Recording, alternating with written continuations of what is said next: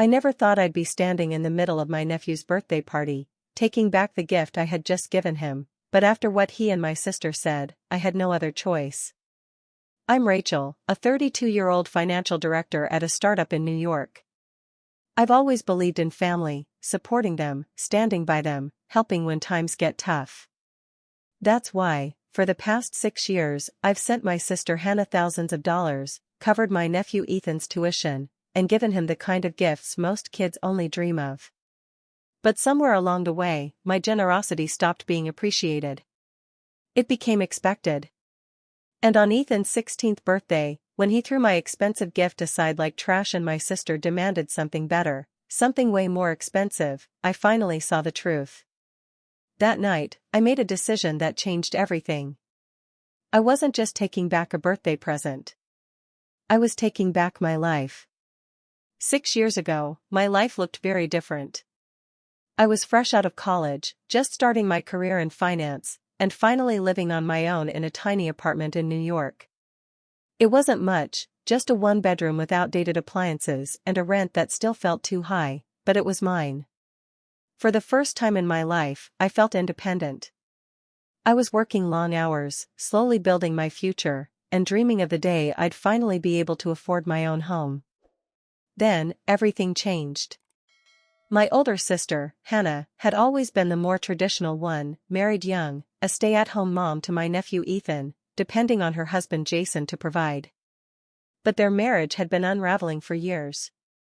Jason was unreliable, selfish, and completely disconnected from the responsibilities of being a father. They fought constantly, and when the divorce finally happened, it wasn't a clean break. It was a disaster. Jason didn't just walk away from his marriage, he walked away from his son. At first, he made promises. I'll call every weekend. I'll still be there for him. But within months, the calls stopped. The child support checks, when they did come, were laughably small, barely enough to cover groceries, let alone rent or school expenses. One day, he was Ethan's father. The next, he was nothing but a ghost. Ethan was only 10 years old when it all fell apart.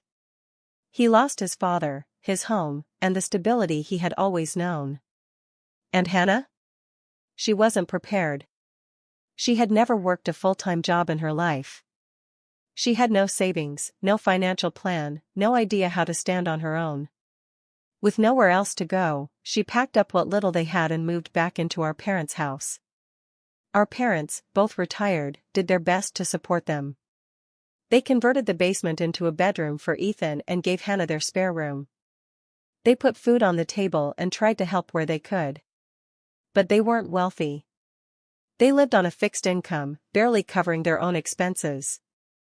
They could offer love, but not financial stability. And that's when they turned to me. I still remember that Sunday dinner. We were all sitting around the table, Mom, Dad, Hannah, Ethan, and me. It had been a nice evening at first. Ethan had been talking about his science project, and for a moment, it felt like things were almost normal. Then, after dessert, Dad cleared his throat. Rachel, we need to talk. I looked up, immediately recognizing the serious tone in his voice. It's about Hannah, he continued. She's trying to get back on her feet, but it's been tough. She's got a part-time job, but it doesn't pay much. And with Ethan growing so fast, things are tight. Mom nodded, folding her hands on the table. Since you're doing so well at your job, maybe you could help out a little? I wasn't surprised. If anything, I had been expecting this conversation. And honestly, I wasn't against the idea. Hannah was my sister. Ethan was my nephew. Of course I wanted to help. Of course, I said without hesitation. How about $800 a month? It was a lot for me at the time. I had my own bills, my own goals, but I could make it work. Cut back on a few luxuries, be more mindful with my spending. It was temporary, after all. Just until Hannah found a full-time job. Just until she got back on her feet. The relief on Hannah's face was immediate. Her eyes welled up, and she let out a shaky breath. That would help so much. Thank you, Rachel. And just like that, I became the provider. Every month, like clockwork, $800 left my account and landed in Hannah's. It became as routine as paying my own rent or utilities. I never questioned it, never asked for anything in return. I told myself it was just until she figured things out. But what I didn't know was that Hannah had no intention of ever figuring things out. Before I tell you what happened next, the moment I realized I wasn't helping my family, I was being used, I want to hear from you. Have you ever found yourself in a situation where your generosity was taken for granted? Let me know in the comments. And if you believe in setting boundaries, hit that like button, because trust me, this story is far from over. The first few months, I didn't think much about the money. It was just another bill to pay, another line item on my budget. Every month, $800 left my account and landed in Hannah's, and I told myself it was temporary. Just until she found something stable. Just until she got back on her feet. But months turned into a year, and nothing changed. At first, Hannah made it seem like she was trying. She picked up shifts at a retail store, then quit after 3 months because the hours were terrible. She did administrative work at a small office but left soon after because the pay wasn't worth it. She even tried a job at a local cafe, only to quit after 2 weeks because the manager was rude. Each time, she had a reason, some external factor that made it impossible for her to stay. And each time, she reassured me that something better was just around the corner. But better never came. Meanwhile, the requests started piling up. It was never a direct ask, Hannah was smarter than that. Instead, it came in the form of casual conversations, small comments slipped in between stories about her day. Ethan's growing so fast. I had to buy him all new clothes this month, it's crazy how expensive kid stuff is. His school is doing a trip to DC next month. I really want him to go, but with everything else going on, I just don't see how I can afford it. The car has been acting up again. I don't even want to think about what the repair bill is going to be. At first, I offered without hesitation. I'll cover it. Don't worry about it, I'll send extra this month. I got it, just focus on taking care of Ethan. And every time I did, she would let out that same relieved sigh, like I had just saved her from drowning. It felt good to help. It felt like I was making a difference. But what I didn't see, what I refused to see, was that I wasn't helping anymore. I was enabling. The extra expenses became routine. Instead of $800 a month, I was sending closer to $1,200. Then $1,500. I covered Ethan's soccer fees, his after-school programs, his summer camp. When he developed an interest in coding, I paid for online courses. When his laptop broke, I replaced it with a new one. And Hannah? She never stopped struggling. She never stopped making excuses. She never once adjusted her lifestyle to match her circumstances. Instead, she adjusted to me. I started noticing things that didn't add up. She still wasn't working full-time, yet she somehow had time for weekend brunches with friends, new clothes, and little treat-yourself moments she proudly displayed on social media. Meanwhile, I was working late nights, skipping vacations, and saying no to things I wanted, because every extra dollar I had was being funneled into a life I wasn't even living. But the real wake-up call came when I finally decided to take a step for myself. A promotion. A raise. A real chance to start saving for my own future. And that was when I realized Hannah wasn't happy for me. She wasn't proud. She just saw it as an opportunity. The day I got my promotion was supposed to be a turning point in my life. After years of late nights, endless projects, and working twice as hard as everyone else, I had finally made it. A senior financial director.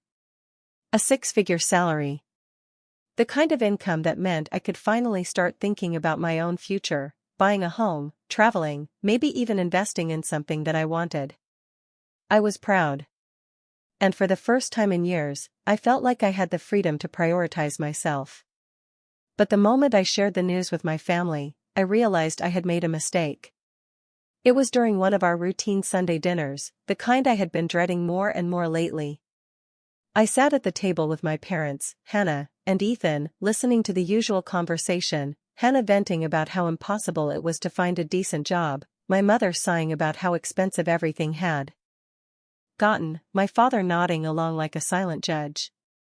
And then, when my dad asked how work was going, I smiled and finally said it. Actually, I have some great news. I just got promoted. At first, there was silence. A brief, almost unnatural pause. Then, my mom smiled. That's wonderful, Rachel. You've always worked so hard. Yeah, Hannah chimed in, though her tone lacked any real enthusiasm. Congrats, I guess. Does this mean you're making more now? Something in her voice made my stomach tighten. But I answered honestly. Yeah. Almost double what I was making before. And that was the moment everything changed. Hannah's expression shifted. The forced smile disappeared, replaced by something colder. Calculating. Wow, she said, stirring her drink absent-mindedly. That's a lot of money. Before I could respond, my mother jumped in. Well, that's great news for all of us, isn't it? I frowned. What do you mean? Hannah leaned forward, resting her elbows on the table. I mean, since you're making twice as much now, it only makes sense that you help out more. Right? I blinked. Help out more? Yeah, she continued, as if it were the most obvious thing in the world.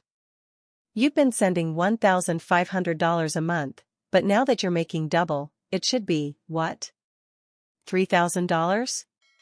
I almost laughed, thinking she was joking. She wasn't. Hannah, I started, trying to keep my voice steady, but she cut me off. Come on, Rachel. Be reasonable. You don't have kids, you don't have a mortgage, and you're obviously doing well. Meanwhile, Ethan's growing up, his expenses are increasing, and I'm doing everything I can, but it's not enough. I turned to my parents, expecting them to step in, to remind Hannah that I had already been supporting her for 6 years. That I had given up so much for them. But they didn't. Instead, my mother nodded. She has a point, sweetie, she said gently. Family takes care of each other. And right now, you're in the best position to help. I felt my chest tighten. My father, usually the quiet one, finally spoke. It's not like you can't afford it, Rachel. We just want what's fair. Fair. That word echoed in my head like a dull, relentless drumbeat. I had spent years sacrificing my own wants, pushing aside my dreams, and watching every dollar I spent so I could afford to take care of them. And now that I was finally in a position to take care of myself, they expected me to hand over even more? Something inside me snapped. Fair? I repeated, my voice calm but sharp. You think this is about fairness? Hannah folded her arms. Well, yeah. You make more, so it makes sense you contribute more. That's how family works.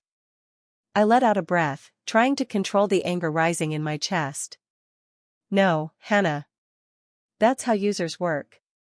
I've been giving you money for 6 years. That's $108,000. And that's just the regular support, not the extra money I've sent for Ethan's camps, laptops, school trips, and clothes. Not the rent I paid when you moved out of Mom and Dad's house. And you still expect more? She rolled her eyes. Oh, come on, Rachel. Stop making it sound like you're some kind of saint. You act like this is a burden, but let's be real, you make more than enough. It's not like you're struggling. I stared at her, truly seeing her for the first time. The entitlement. The utter lack of gratitude. I had never been helping out of love, not in her eyes. I had been paying my dues. And now, in their minds, my dues had just doubled. I pushed back my chair, suddenly feeling suffocated. I need some air. My mother frowned. Rachel, don't be dramatic. We're just talking about what's fair. I let out a sharp, humorless laugh. No. You're talking about what's convenient for you. But I think I've finally figured out what's fair. I grabbed my coat and walked out the door, leaving behind the stunned silence of my family. That was the moment I knew things would never be the same again. I didn't hear much from Hannah after that dinner. Not directly, anyway. She stopped calling and texting, but my mother made sure to keep me updated with passive-aggressive messages. Hannah is really struggling this month. It would be nice if family could step up. Ethan's birthday is coming up. He's been talking about how excited he is. I hope you have something special planned. You know, Rachel, just because you don't have kids of your own doesn't mean you can't help the ones in the family who need it. I ignored them. I had already made my decision. For years, I had gone all out for Ethan's birthdays, expensive gifts, the latest gadgets, whatever he wanted. But this year was different. This year, I was setting a boundary. I wasn't going to buy him a car. I wasn't going to let them guilt me into spending thousands of dollars just because I could. Instead, I bought him the latest iPhone. A very generous gift by any normal standard. And for the first time, I didn't feel any guilt about not doing more. The day of the party, I arrived at my parents' house, already bracing for what was coming. The place was packed, relatives, family, friends, Ethan's classmates. The decorations were extravagant, the catering clearly expensive. I immediately knew two things. Hannah was not as broke as she claimed. They expected me to top whatever was already here. Ethan was in the center of it all, soaking up the attention. When it came time for presents, everyone gathered in the living room. He opened gifts from his friends first, gift cards, sneakers, video games. My parents handed him an expensive designer watch. Then, Hannah handed him an envelope with a proud smile. "This one is from both of us, sweetie." Ethan tore it open, and my stomach twisted. It was a voucher for driving lessons. I immediately understood what was happening. They hadn't asked me to buy him a car because they had already assumed I would. The moment stretched out, my pulse pounding in my ears. Then, all eyes turned to me. "Rachel still has her gift," Hannah said, her voice full of expectation. I forced a polite smile and handed Ethan the neatly wrapped box. He took it, tore off the wrapping paper, and when he saw what was inside, his face fell. He held up the brand new iPhone, but instead of excitement, his expression was full of disappointment. "Seriously?" he muttered. "This is it?" The room went silent. I felt my chest tighten, but I kept my voice calm. "It's the newest model." Ethan scoffed. "Yeah, but everyone knows you make a ton of money. You could have gotten me something better." My stomach dropped. Before I could respond, Hannah let out a dramatic sigh. "We've been hinting for months that he needs a car, Rachel. But I guess you just don't care enough." And that was it. That was the moment everything snapped into place. All the years of sacrifice. All the money I had given. All the things I had gone without so they could have more. And they still expected more. I stood up. Without a word, I walked over to the coffee table, picked up the iPhone box, and took it back. The shock on Ethan's face was instant. "Wait, what are you doing?" I met his gaze evenly. "If you don't want my gift, then you don't need to keep it." Hannah bolted upright. "What the hell, Rachel?" I turned to face her. "No, Hannah. What the hell is wrong with you? I've spent the past 6 years paying for everything, your rent, your bills, Ethan's school, his hobbies, his vacations. And now you expect me to hand over a car like it's nothing?" She crossed her arms, her face full of entitlement. "You can afford it." I laughed, but it wasn't from humor, it was from disbelief. "And that's exactly the problem, isn't it? You've convinced yourself that just because I have money, you deserve it." I turned back to Ethan. His face was red with embarrassment, but there was still no remorse. "I have given you more than most aunts ever would. And instead of gratitude, I get this?" I shook my head. "No more. I'm done." Hannah lunged forward, her voice rising. You can't just cut us off. Watch me, I said, grabbing my coat. And then, for the first time in years, I walked away. I barely made it to my car before my phone started buzzing. First, it was Hannah. Then my mother. Then my father. I ignored them all. As I drove home, my hands were shaking. Not from regret, no, I felt none of that. It was from rage. From years of being used, manipulated, and made to feel like my worth was tied to how much I could give. By the time I got home, there were 12 missed calls and a flood of text messages. The first ones were predictable. Mom, Rachel, I cannot believe you just walked out like that. You embarrassed all of us. Hannah, you are a selfish, heartless b********. I hope you're happy ruining Ethan's birthday*****. Dad, we raised you better than this. Then, as the hours passed and I didn't respond, the messages started shifting. Mom, Rachel, we're family. Family helps each other. Call me back. Hannah, Ethan is devastated. He cried himself to sleep. I hope you can live with yourself. Dad, you don't just cut off your family over one argument. But this wasn't about one argument. This was about 6 years of sacrifice. 6 years of putting their needs ahead of my own. 6 years of never being enough no matter how much I gave. And now, for the first time, I had said no. I turned off my phone and poured myself a glass of wine, staring out my apartment window at the city below. I was done. The next morning, I woke up to even more messages, this time from relatives. Some were neutral. Aunt Linda, hey sweetie, I heard what happened. Just wanted to check in. Some were passive-aggressive. Cousin Sarah, wow. Guess money really does change people. And some were just outright cruel. Uncle Jim, your mother is heartbroken. Do you even care? I deleted them all. Then, I canceled the automatic transfer to Hannah's bank account.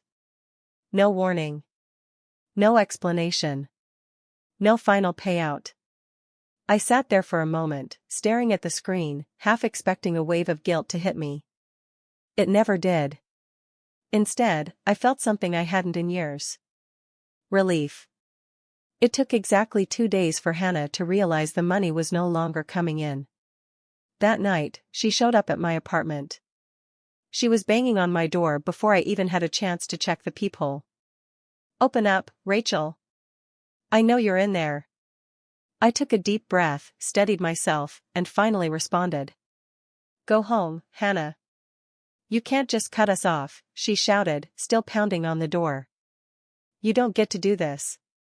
I exhaled, my voice calm but firm. I do. And I did. Now leave before I call security. There was a long, tense silence. Then, in a voice dripping with fury, she hissed, "You'll regret this." And then she was gone. But I didn't regret it. Not for a single second. For the first time in years, my bank account stayed exactly as I left it. No more withdrawals, no more monthly deductions for someone else's life. And for the first time, I could actually breathe. But my family wasn't done with me. At first, it was just Hannah's outburst at my door. But soon, the real backlash began. Within days, my name had been dragged through every family group chat, twisted and stretched into the worst version of itself. I wasn't just Rachel, the daughter who had worked hard and finally set a boundary. I was Rachel, the selfish traitor. I found out from my cousin Emily. You might want to check Facebook, she texted, followed by a screenshot. It was a long, dramatic post from my mother, talking about the pain of watching your own child turn their back on family. It didn't mention me by name, but the message was loud and clear. Family is supposed to support each other. Family doesn't abandon each other when things get hard. Some people forget where they come from once they have money. It's heartbreaking, truly. The comment section was full of sympathy. Aunt Linda, you raised her better than this, dear. Uncle Jim, this is what happens when people get too comfortable in their own success. Random cousin I hadn't spoken to in 5 years. Honestly, this is disgusting. I'd never turn my back on my family. I laughed out loud when I saw that one. Because of course, none of these people had ever been asked to pay for Hannah's bills. None of them had ever been expected to fund Ethan's hobbies or cover Hannah's rent. It was easy to judge when you weren't the one being used. But the worst part? My parents had fully bought into it. My father sent a single text. "You may not want to talk to us now, but one day, you'll regret this." I stared at it for a long time, but I never responded. The silence stretched into weeks. Then months. And as time passed, something strange happened. I didn't miss them. I missed the idea of family, the one I had convinced myself I had. But I didn't miss them. Because the truth was, I had spent years trying to earn their love by giving. By sacrificing. By proving my worth through money. And the moment I stopped paying, they stopped loving. That wasn't family. That was a transaction. And I was finally done making payments. It had been nearly 3 months since I cut my family off. 3 months of silence, of blocked numbers, of ignoring the occasional side-eyed glance from mutual relatives when I ran into them around the city. 3 months of peace. And then, on a chilly Saturday evening, someone knocked on my door. I wasn't expecting anyone. My friends always texted first, and I had made it very clear to my family that if they showed up uninvited again, I wouldn't hesitate to call security. But when I checked the peephole, it wasn't Hannah. It wasn't my mother. It was Emily. For a moment, I considered pretending I wasn't home. But something about the way she stood there, arms crossed, shifting on her feet, made me pause. I opened the door just enough to lean against the frame. "If you're here to guilt-trip me, save it," I said flatly. Emily sighed. "I'm not. Can I come in?" I hesitated, then finally stepped aside. She walked in, looking around my apartment like she hadn't seen it in years. She took in the neatly arranged bookshelf, the untouched wine glass on the counter, the pile of unopened mail. "You look good," she said. "Less stressed." "That's what happens when you stop paying other people's bills," I replied, motioning for her to sit. Emily hesitated before perching on the edge of my couch. "Look, Rachel. I didn't come here to take sides. I just thought you should know what's been going on." I folded my arms. "Let me guess, Hannah is still struggling, Mom is still telling everyone I abandoned the family, and Dad is waiting for me to crawl back and apologize." Emily let out a humorless laugh. "Pretty much. But it's worse than you think." I raised an eyebrow. "Your parents are exhausted. They thought you'd cave eventually, but now that they know you won't, they're stuck covering everything for Hannah. And they're miserable." I said nothing. "And Hannah?" "She's drowning. The rent on her place is past due, Ethan had to drop some of his activities, and she's been bouncing between jobs she hates. She's borrowing money from whoever will give it to her, but people are catching on. She's running out of options." I took a slow breath. "Not my problem." Emily studied me carefully. "You don't feel bad? Not even a little?" I met her gaze without hesitation. "No.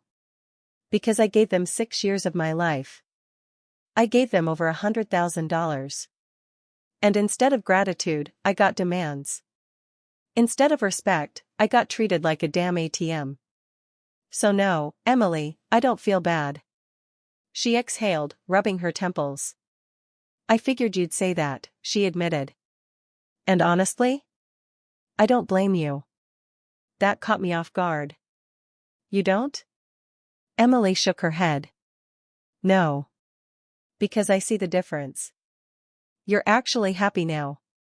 And I think you did the right thing, even if no one else will admit it." Something in my chest loosened, just a little. "Then why are you here?" I asked. Emily hesitated, then sighed. "Because of Ethan." I frowned. "What about him?" "He's changed, Rachel. He got a part-time job at a grocery store a couple of months ago. And for the first time, he's starting to understand. I didn't say anything. He doesn't expect things to be handed to him anymore. And he misses you. That hit differently. For all of Ethan's entitlement, he was still just a kid who had been raised to expect things. And now, for the first time, he was learning. He wants to see you, Emily continued. But he's scared to reach out. He thinks you hate him. I let out a slow breath, my emotions tangled in a way I wasn't prepared for. I don't hate him, I said softly. Emily smiled. Then maybe you should tell him that. I didn't answer right away. But for the first time in months, I didn't automatically say no. A week after Emily's visit, I received a text from an unknown number. It was Ethan. He didn't ask for anything, didn't demand an apology or try to guilt-trip me. He simply said he understood if I didn't want to talk, but if I ever did, he would like to see me. I stared at the message for a long time, unsure of how I felt. For months, I had been training myself to stop caring, to detach from the endless expectations my family had placed on me. But this was different. Ethan wasn't asking for money. He wasn't treating me like an ATM. He was just a kid trying to make things right. So, after a long pause, I responded and agreed to meet him for coffee. When I saw him again, he looked different, older, taller, but most of all, humbled. He seemed nervous as he stirred his coffee, unsure of how to start. When he finally spoke, his words were hesitant but honest. He admitted that after I left, things got bad. Money was a constant issue, his mom was always angry, and for the first time, he began to understand just how much I had done for them. He told me that after receiving his first paycheck from his grocery store job, he realized how little money actually was after taxes and expenses. And in that moment, he understood why I was so frustrated, why I had felt drained from constantly giving while receiving nothing but entitlement in return. He didn't expect me to come back, didn't believe I owed him anything, but he missed me. He wanted me to know that. Something inside me softened. I had spent so long resenting my family's treatment of me that I never considered the possibility that Ethan, despite growing up in that environment, might eventually see the truth for himself. Slowly, cautiously, we rebuilt our relationship. There were no more expensive gifts, no more handouts, no more treating me like a bottomless well of financial support. Instead, we had real conversations. We met for coffee, talked about life, and created something that felt genuine rather than transactional. And for the first time, I realized that maybe not all connections had to be lost. As for the rest of my family, nothing changed. My parents still blamed me, still told anyone who would listen that I had abandoned them. Hannah continued struggling, still expecting someone else to come in and fix her problems. But I stopped caring. For the first time in my life, I was free. Without the weight of their expectations, I was able to live my life on my own terms. I traveled to Europe, something I had always wanted to do but never could because my savings had always been for someone else's needs. I furnished my apartment exactly the way I wanted, indulged in small luxuries without guilt, and finally felt a sense of peace I had never known before. And you know what? The world didn't end. I didn't die alone, as my mother once predicted. I thrived. And most importantly, I never looked back.